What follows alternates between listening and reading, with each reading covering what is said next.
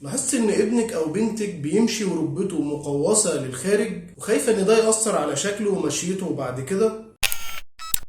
امهات كتير بتقلق لما تشوف الطفل بيمشي وركبته مقوسة للخارج، خصوصا كمان لو الطفل بيمشي يتكعبل ورجليه بتخبط في بعضها لما يجري او يطلع السلم. عشان كده لازم نعرف امتى الموضوع يبقى مقلق ومحتاجين نتوجه لحد عشان يفحص الطفل، وامتى الموضوع يبقى طبيعي ومفيش اي داعي للقلق.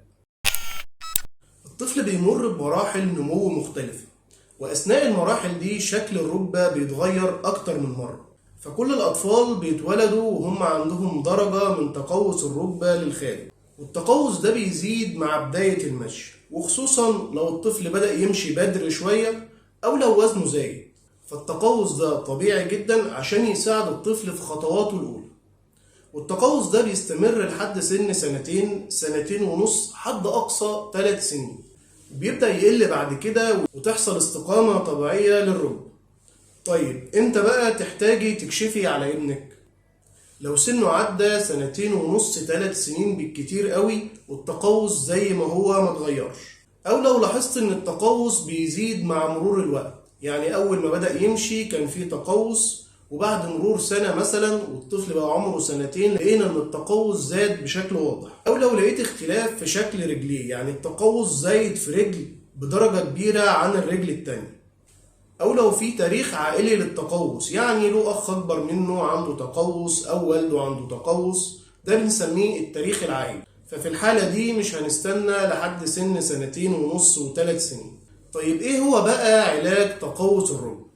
في اغلب الحالات بتكون المشكلة في نقص فيتامين د ونقص الكالسيوم، فبنعمل تحاليل، ولو لقينا ان في نقص طبيب الاطفال بيحدد الجرعات المناسبة اللي الطفل بيبدأ يمشي عليها بشكل منتظم، وبنتابع الحالة كل 3 شهور. طيب لو لقينا ان الزوايا بتاعة التقوس زايدة شوية، في الحالة دي ممكن نحتاج نستعمل حاجة اسمها الجباير الليلية. دي حاجة الطفل هيلبسها بالليل هتساعد على استطالة الركبة ورجوعها للوضع الطبيعي. مع الجباير دي هيكون في تدخل للعلاج الطبيعي بانه يبدأ يقوي عضلات الحوض وعضلات الفخذ اللي هتساعد بشكل كبير في استقامة الركبة. في الحالات اللي مش بتستجيب للعلاج او بتكون الزوايا فيها كبيرة جدا او عندها مشاكل في صفائح نمو العظام، بيكون الحل المناسب لها هو التدخل الجراحي، والسن المناسب للتدخل بيختلف من حالة للتانية، وإن كان أغلب الجراحين بيفضلوا التدخل عند سن ما بين 7 ل 10 سنين. هيبقى في مجموعة من الاختبارات البسيطة اللي تقدر أي أم تطبقها على ابنها أو بنتها في البيت، وتعرف إذا كان في تقوس أو زوايا التقوس دي زايدة ومحتاجة فحص، ولا الأمور طبيعية ومحتاجين بس متابعة مش أكتر.